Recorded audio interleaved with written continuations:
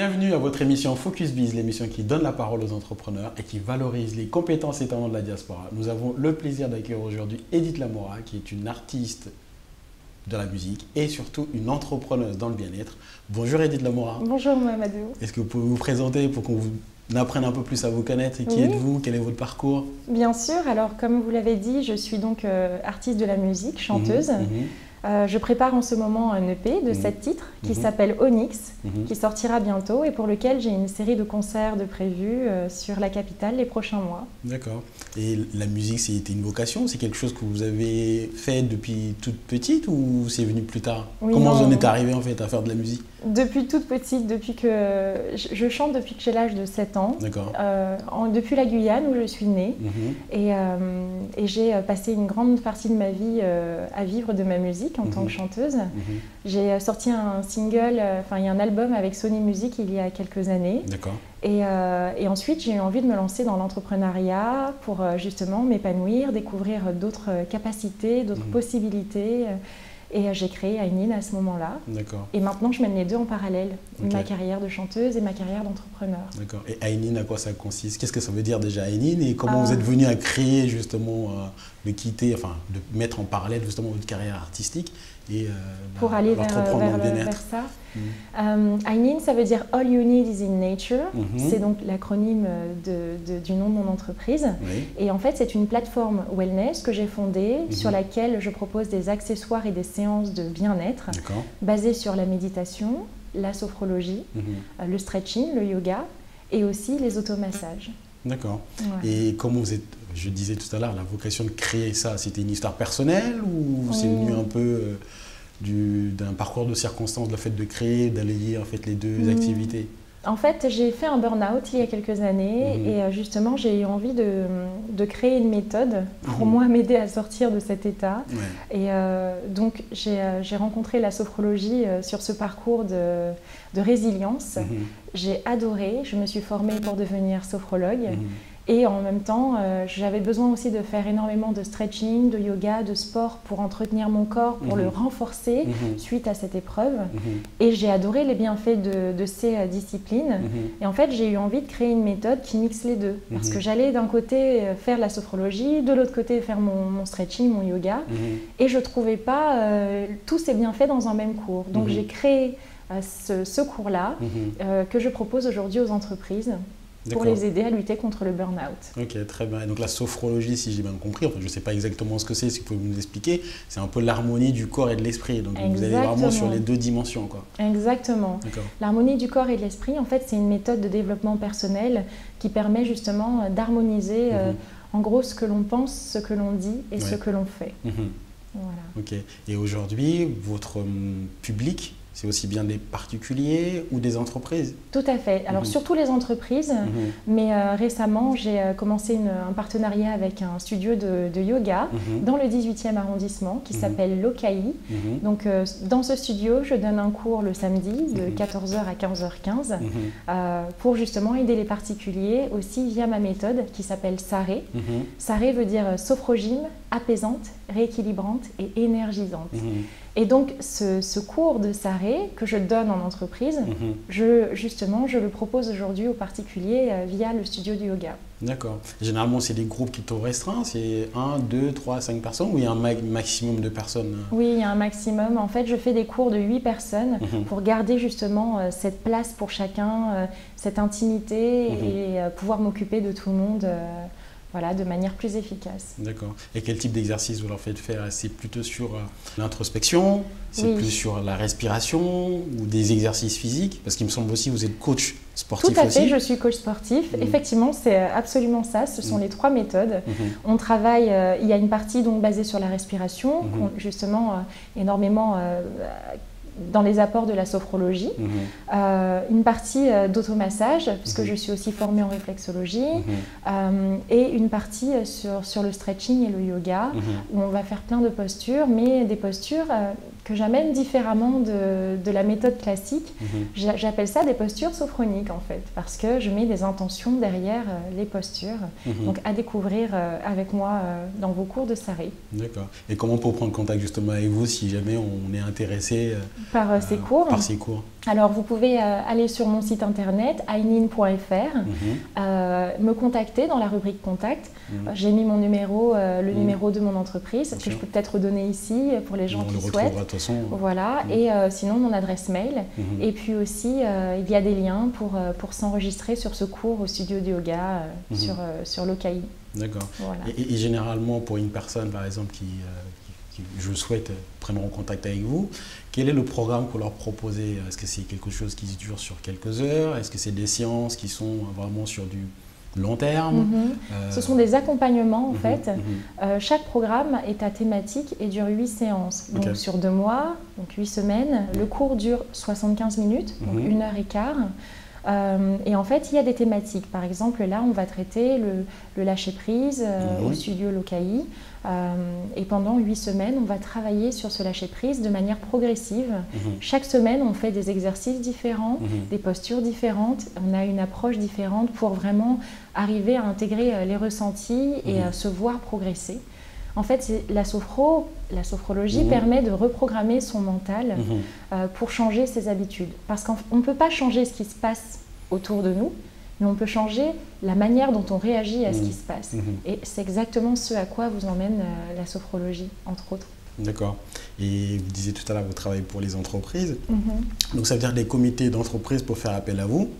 C'est une façon. Ou c'est de manière individuelle que les personnes payent la prestation que vous leur faites? Alors effectivement, c'est peut-être les deux, je ne sais pas.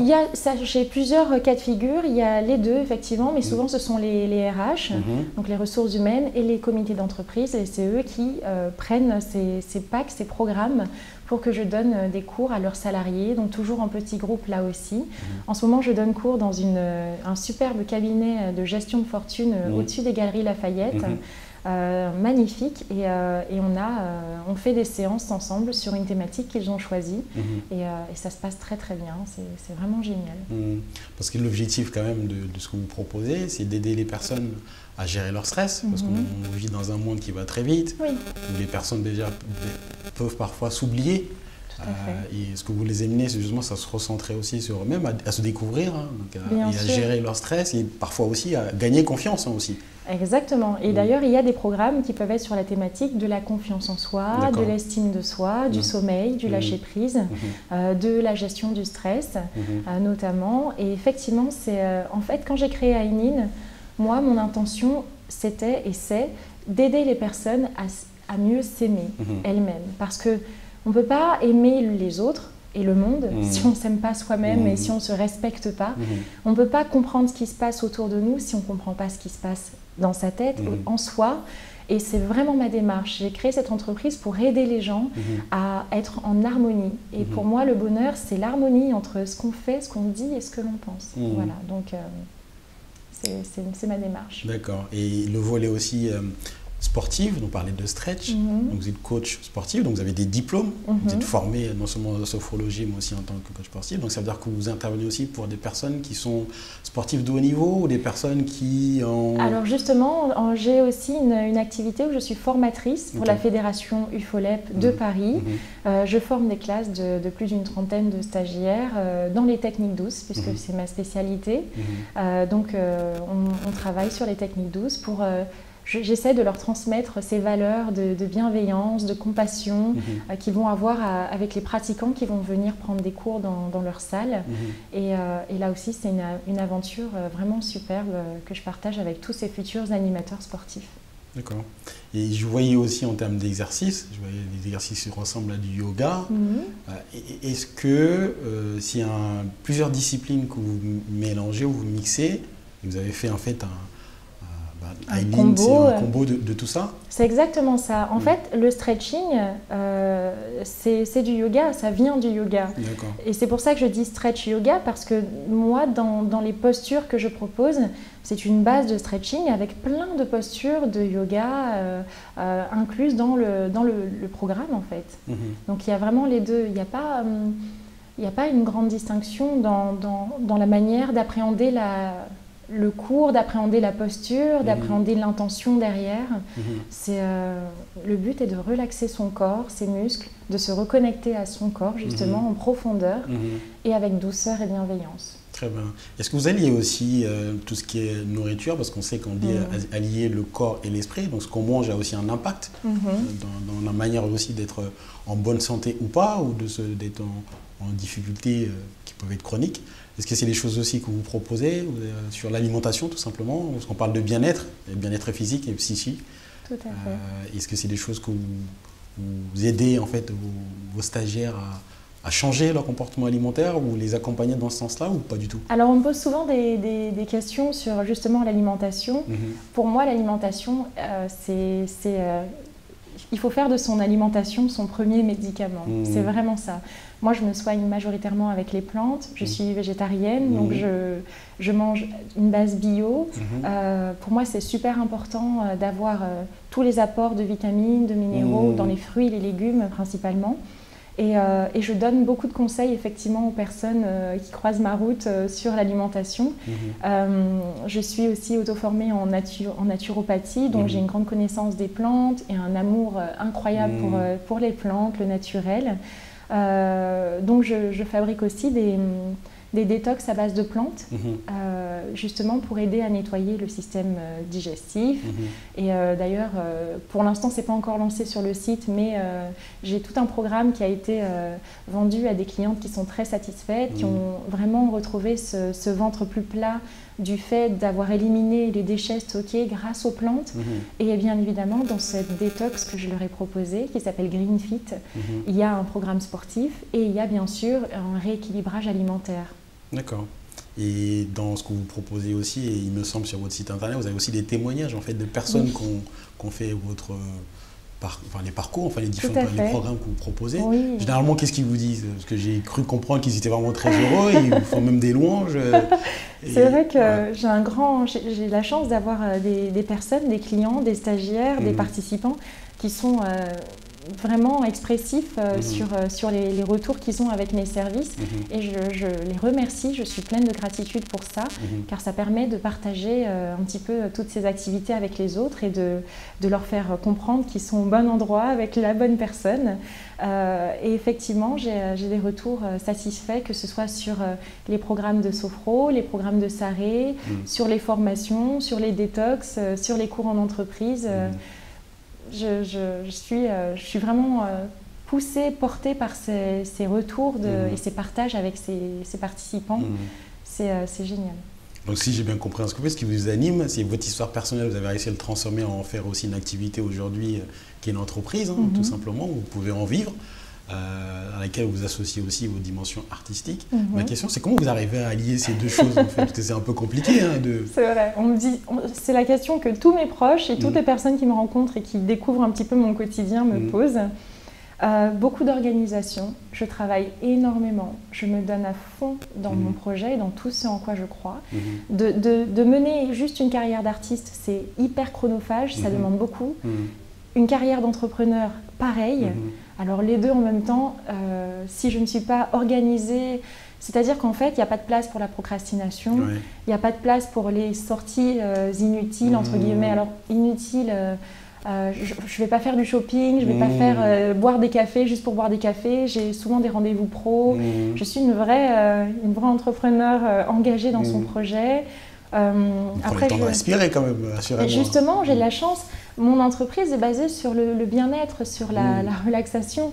Donc, de travailler sur mon entreprise, c'est travailler dans la relaxation. Vous n'avez pas l'impression de travailler, d'en faire plus qu'en fait. Voilà, fais de ta passion un métier et tu ne travailleras jamais.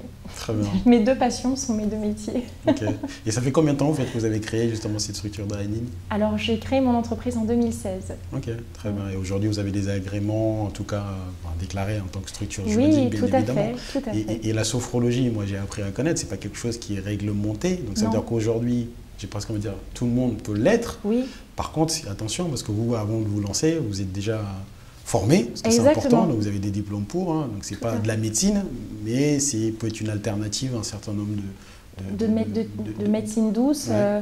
Alors de thérapie douce plutôt que médecine, la sophrologie ne soigne rien du tout. Un sophrologue ne vous dira jamais d'arrêter un traitement médicamenteux ou ne se permettra jamais, un sophrologue formé et consciencieux ne se permettra jamais de changer un traitement ou quoi que ce soit. Au contraire, il y a souvent un suivi parallèle avec les médecins de la médecine conventionnelle qui sont voilà, inhérents à la problématique du patient. Mais effectivement, il est important de se former. Et puis je pense que être sophrologue, c'est un métier qui s'apprend vraiment. C'est basé sur ce qu'on appelle le terpnos logos. Donc il y a une manière de poser sa voix. Et beaucoup de personnes qui s'improvisent n'ont pas les codes. Et du coup, leurs séances ne sont pas efficaces. Ils desservent le métier, certes, mais surtout leurs clients ne vont pas revenir parce qu'ils ne trouveront pas le bien-être recherché. Et en plus, ils peuvent être dangereux parce qu'une personne qui vient vous voir met sa confiance entre vos mains. Parfois, va vous confier des choses très personnelles. Un sophrologue est on est soumis à un code de déontologie des sophrologues, d'ailleurs que j'ai mis sur mon site internet. Et on a vraiment des bases de bienveillance, de non-jugement. Donc ça, c'est super important que chaque sophrologue respecte ce contrat thérapeutique qui est un contrat de confiance. Il y a un vrai respect et aussi, bien évidemment, une clause de confidentialité du sophrologue qui est en tout cas formé. Très bien. Et donc aujourd'hui, faire appel à vos services, c'est quand même une garantie non seulement de résultats ou de satisfaction, mais c'est surtout aussi de respect de la personne et surtout aussi dans le cadre juridique que professionnel. Tout à fait. D'ailleurs, aujourd'hui, on peut avoir une médiation avec un sophrologue. Et moi, je suis inscrite à la chambre syndicale de la sophrologie, présidée par Catherine Aliotta, qui est donc la créatrice de l'IFS, l'Institut de formation à la sophrologie. Et c'est justement l'école que j'ai faite pour devenir sophrologue. Et c'est une superbe école. Très très bien. Et pour finir sur les dernières actualités que vous avez, aussi bien sur la partie entrepreneuriat du bien-être, donc vous avez votre site qui est déjà en ligne. Tout à fait, aimin.fr. Voilà, les gens peuvent vous contacter. Quels différents services que vous allez peut-être y mettre prochainement?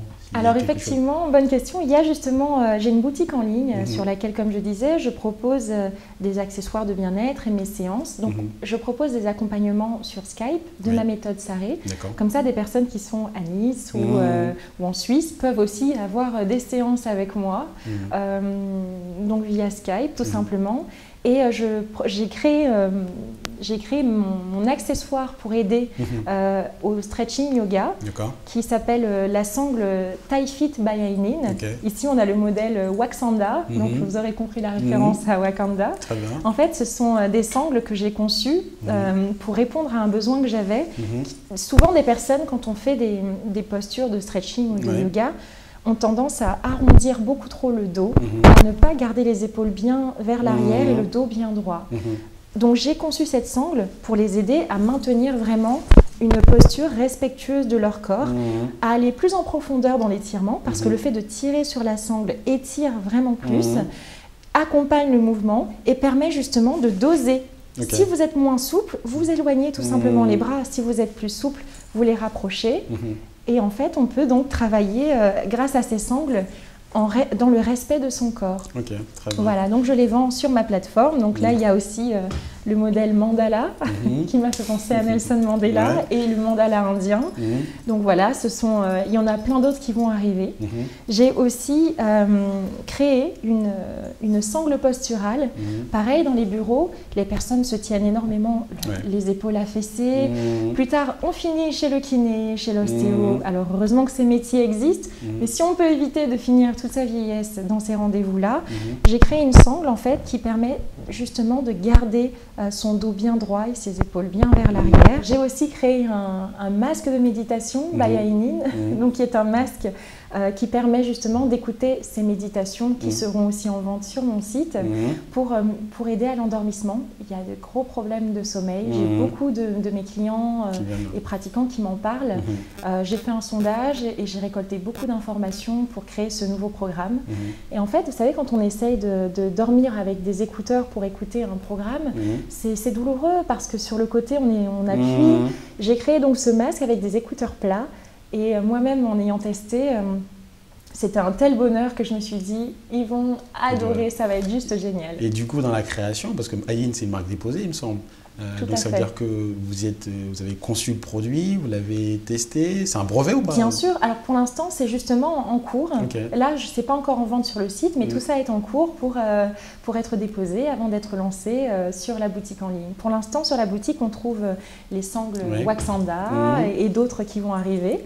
Et ensuite la sangle posturale pour le dos et le masque de méditation qui vont arriver aussi bientôt sur le site. Ouais, donc ça résume bien vos talents d'entrepreneur, donc ça veut dire aussi le monde de création, de confection jusqu'à la production et la vente, quoi. Exactement. Donc il y a vraiment tous les différentes facettes et les activités qu'on peut retrouver dans le domaine entrepreneurial. Donc la phase de l'idée, donc vous avez eu l'idée, vous l'avez pensé, mais jusqu'à la réalisation, parce qu'il faut faire des protos, il faut le tester sur différentes personnes, valider le produit et jusqu'à la livraison, parce qu'il ne faudra pas non plus qu'il y ait des retours des utilisateurs qui sont aussi mécontents du produit, donc il faut faire des tests, quoi. Mon but, c'est que les gens soient bien. C'est que les gens soient mieux, c'est qu'ils passent un moment, qu'ils vivent une expérience agréable avec Ayin, qui les aide vraiment à se reconnecter à eux-mêmes par tous les moyens possibles. Je vous invite, téléspectateurs, à visiter le site de ayin.fr pour voir les différents produits. Et votre actualité, on l'a noté tout à l'heure à la partie artistique, si vous avez un concert prochainement. Tout à fait, le 29 janvier à la salle de l'Étage à Paris. Et puis tous les mois, j'aurai un nouveau concert, souvent en fin de mois, qui sont annoncés sur ma page artiste Edith Lamora. Ok, très bien. C'était un plaisir de vous avoir accueilli dans notre émission Focus Biz, l'émission qui donne la parole aux entrepreneurs. Donc c'était avec Edith Lamora, qui est une artiste de la musique et surtout une entrepreneur dans le bien-être. À très vite, c'est un plaisir de vous avoir reçu. Merci. À bientôt. À bientôt.